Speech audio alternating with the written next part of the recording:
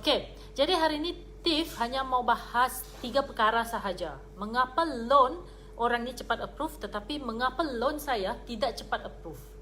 3 perkara ni saja yang Tiff mau bahas. Okey, first, semestinya saya beritahu awal-awal semestinya untuk Isuzu D-Max, saya beritahu sekali lagi, gaji kasar untuk Isuzu D-Max adalah RM3,000. Tidak ada negosiasi, tidak ada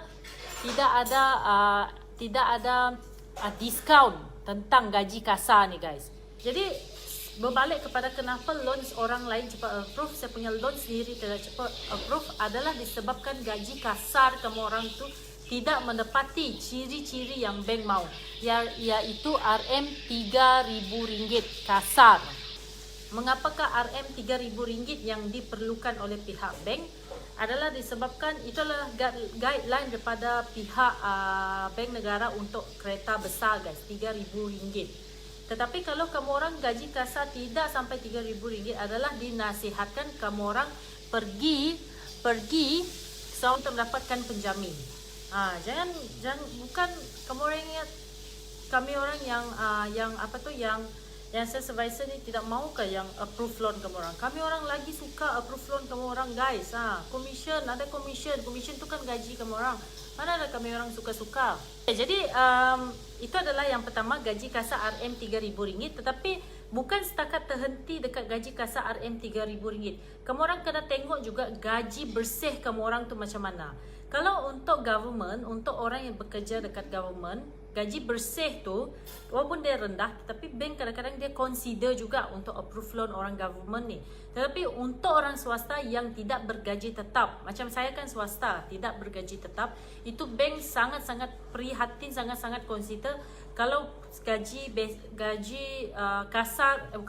gaji bersih kami orang tu rendah. Itu beza swasta dengan government.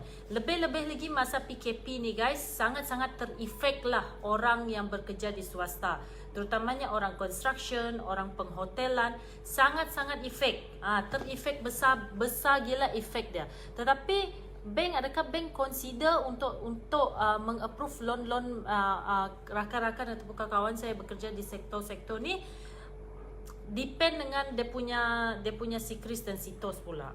Dia punya sejarah rekod dia macam mana, pembayaran dia sebelum ni macam mana. Tapi dengar-dengar masa lepas kita habis PKP ni makin teruk pula kita punya pihak, bukan makin teruk lah, makin ketat pihak bank memberi macam mana mereka menilai prestasi payslip seseorang tu. Okey, yang kedua adalah gaji kamu orang tu ada masuk bank ke tidak. Ada masuk bank ke tidak. Itu masalah yang kedua. Kebanyakan kamu orang gaji bukan main besar lagi, gaji kasar, gaji bersih cantik, tapi tak masuk bank. Macam mana lah kita mau kasih bukti pergi bank ni guys? Sudah juga kita loan dekat bank, tetapi gaji tidak masuk dekat bank. Macam mana? Ya, saya mau tanya kamu orang ni, macam mana kita dah lah nak loan dekat bank, tetapi gaji kita tidak masuk dalam bank? Macam mana mau kasih bukti pergi bank bahawa gaji kamu orang tu adalah betul-betul gaji?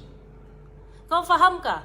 Dia di mana macam kita ni diperbuat daripada tanah dan kita kembali kepada tanah. Macam tu juga duit kita ni. Kalau kita punya duit tu tidak melalui bank, macam mana bank mau percaya memberi duit pergi kita? Cuba. Tetapi sekarang bank sangat-sangat ketat, terutamanya dekat bahagian dokumen guys. Terutamanya dekat bahagian dokumen. Macam mana lah kita mau kasih bank tu percaya dengan kita, sedangkan bank kita punya gaji pun tidak melalui bank. Jadi saya tekankan lagi sekali, mau betapa besarnya gaji kamu orang, mau macam mana pun gaji kamu orang, kalau tidak melalui bank, please lah cari grantor. Kenapa loan orang ni cepat approve, loan orang ni tidak cepat approve? Salah satunya mungkin tidak masuk bank. Jadi faham ni tentang gaji kasar dengan gaji harus dimasukkan ke dalam bank. Kalau majikan tidak masukkan ke dalam bank, anda sendirilah membuat inisiatif sendiri untuk masukkan ke dalam bank dan pastikan sama. Pastikan sama. Okay, yang last kali, blacklist ni. Blacklist ni terlalu banyak lah yang saya jumpa, terutamanya yang mau loan kereta. Ada yang pura-pura tak tahu dia sendiri blacklist, dia cuba-cuba submit juga. Ada yang tahu tapi dia mau juga cuba submit. Ada yang tidak tahu, dia cakap kawan dia yang pinjam, adik lah, kakak ipar lah, skandal lah. Semua orang dekat dunia ni lah yang pinjam nama dia. Dan pura-pura dia tidak tahu. Macam mana? How on earth? Tengok dah terkeluar saya punya bahasa English ni. How on earth kalau kamu orang sendiri tidak tahu orang lain pinjam nama kamu orang dan kamu orang kena blacklist disebabkan dia. Lucu guys. Kamu orang ingat saya tak ketawa kah bila kamu orang dah lah kamu orang tipu saya. Bila saya tanya ada si Chris, ada si Tos, tak mengaku. Lepas masuk loan sekali ASB tidak bayar, kredit card tidak bayar, ini tidak bayar, semualah yang dia tidak bayar. Lepas tu pura-pura tak tahu. Kelakar lah macam tu guys. Kan bila kita mau loan ni, baguslah kita transparent bah sama dengan supervisor tu. Kita transparent cakap, sorry Latif, sebenarnya kalau lah saya ada blacklist begini, bolehkah saya cuba? Cuba kamu orang transparent dengan supervisor tersebut. Daripada kita main teka-teki, boleh ke tidak boleh. Daripada kamu orang main teka-teki, baguslah kamu orang terus bayar bah blacklist tu. Bayar terus blacklist tu. Daripada kita main teka-teki. Saya mau beritahu kamu orang, kenapa kamu orang suka main teka-teki ni? Jadi orang government sangat-sangat beruntung lah sebab first gaji mereka tetap. Yang kedua, gaji mereka ada yang kasar adalah RM3,000 ke atas. Jadi please lah guys, jaga bah nama kamu orang tu. Dan paling mengejutkan lah, yang saya perhatikan, gaji orang yang besar berbanding gaji yang kecil, lebih bagus orang yang gaji kecil guys. Dia punya rekod tu bagus lagi. Sebab yang gaji kecil ni dia sangat-sangat berhati-hati apabila dia membuat keputusan untuk loan. Itu yang saya tengok lah. Jadi kita sekarang kan tengah di dalam musim yang ekonomi agak down sikit. Apa kata kalau kita membuat loan, apa kita cuba tanamkan sikap untuk membayar loan dengan cantik guys. Supaya kamu orang jangan fikir masa kamu orang mau loan saja, tetapi kamu orang fikir anak-anak kamu orang yang akan, contoh kalau anak-anak kamu orang tidak dapat membeli kereta nanti, apakah perasaan mereka kalau ibu bapa dia sendiri tidak dapat tolong disebabkan ibu bapa dia sendiri blacklist. Saya tahu bukan kehendak kamu orang untuk blacklist, saya faham sangat bukan kehendak kita untuk blacklist. Bukan kehendak kita untuk blacklist tu kan guys. Tetapi apa yang boleh kita ubah adalah, yang kita boleh kontrol itu adalah pembayaran tu. Kita usahakan untuk membayar dengan cara bagus. Kan kita usahakan. Jadi itu 3 perkara yang saya mau bincangkan ni. Tadi first ulang lagi, gaji kasar kamu orang RM3,000.